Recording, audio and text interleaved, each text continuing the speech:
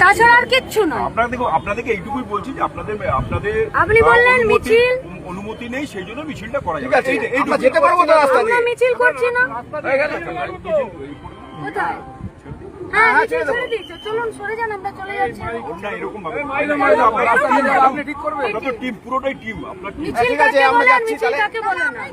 আমরা আমাদের মতন করে যাই, চলো। মিছিল কাকে বলে, মিছিল কাকে বলে না? মাইক ঝান্ডা বাদ দিয়ে তো আমরা যাবো, এটা আমার অধিকার আছে।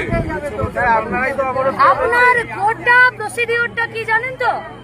এই নেতৃত্বদের নামে একটা কেস দেবার, আর অন্য কিচ্ছু না। আমরা তৃণমূলের সরকার গোটা রাস্তা দেখেছি, আটকে গেছে। আর আমরা বিজেপির সরকারও দেখছি। বিজেপির সরকারের এটাই কাজ, শুধুমাত্র কেস দিয়ে আর জেলে ভরে রেখে দেওয়া। আর এর তো পশ্চিমবঙ্গে নতুন নয়, ওটা ভারতবর্ষেই দেখছি। আপনি মিছিল করতে মানা করেছেন, মলয়দা আপনি ইয়েটা বন্ধ করেছেন, মাইক বন্ধ করেছেন। এবার যেতে দিন, তাও যেতে দেবেন না। দেখুন, আমাদের সঙ্গে করবেন না। আপনি দাঁড়িয়ে থাকতে চাইলে আমরাও এখানে আমরা রাত তো 12টা আপনাকে অবধি অন দাঁড়াতে ক্যামেরা বললাম যে আমরা মিছিল করছি না। এর চেয়ে বড় ইয়ে কি আপনার? আমরা রাত 12টা অবধি দাঁড়িয়ে থাকতে পারি। আপনি রাত 12টা অবধি দাঁড়িয়ে থাকবেন তো? থাকবেন না।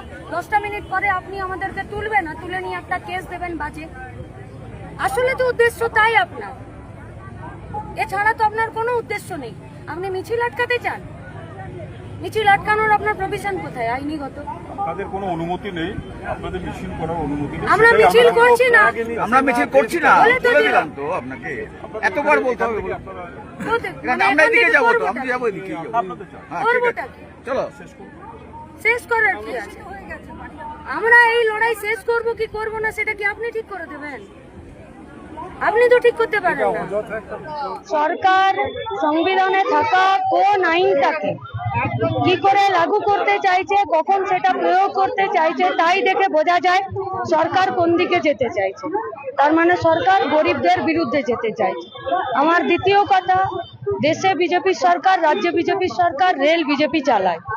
রেলকে এমনিতেই বেচে দেবার জন্য মনিটাইজেশন পাইপলাইনে তারা ভরে দিয়েছে।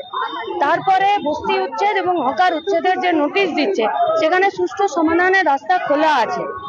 বুলডোজার ঢুকিয়ে সন্ত্রাসের রাজনৈতিক পরিবেশ তৈরি করার যদি লক্ষ্য হয় বিজেপির, তাহলে ভুল করছে। দ্বিতীয় কথা, ডবল ইঞ্জিনের সরকার চলছে। তারা দুজনে মিলে আলোচনা করে এই সমস্ত বস্তিবাসীদেরকে ঘর দেবার জায়গা তারা করতে পারে। কারণ প্রধানমন্ত্রী আবাস যোজনা আছে, সেখানে তারা তাহলে সার্ভে করুক যে কত মানুষের